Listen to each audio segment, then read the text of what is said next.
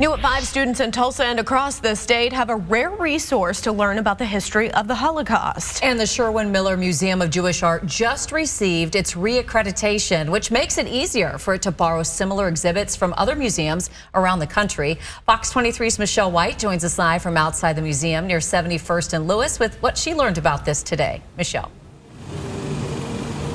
Shay and Sarah, the Sherwin Museum is now one of 4 museums in Tulsa and 14 in the state to have this accreditation. The history housed at the Sherwin Museum of Jewish Art includes authentic Nazi uniforms, Nazi propaganda, and Hitler's rewards for mothers who gave him children to serve in his army. Eva Unterman is one of 2 child Holocaust survivors living in Tulsa. My mother's photograph is there. I am there and telling the story. Like this workshop she did in June, and this video of her speaking to patrons who enter the Holocaust exhibit at the museum. I spoke with her by phone on Monday.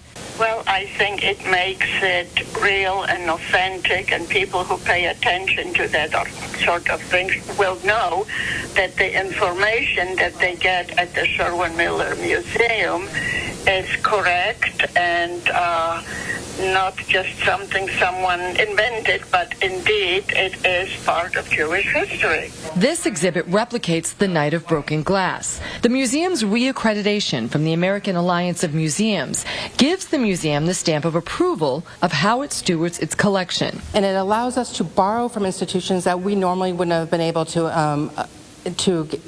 borrow from, such as if we wanted an exhibit from the Smithsonian, or we wanted something from the Met, or we wanted something from the Grammy Museum. These are all museums that may not have loaned to us if we didn't have accreditation.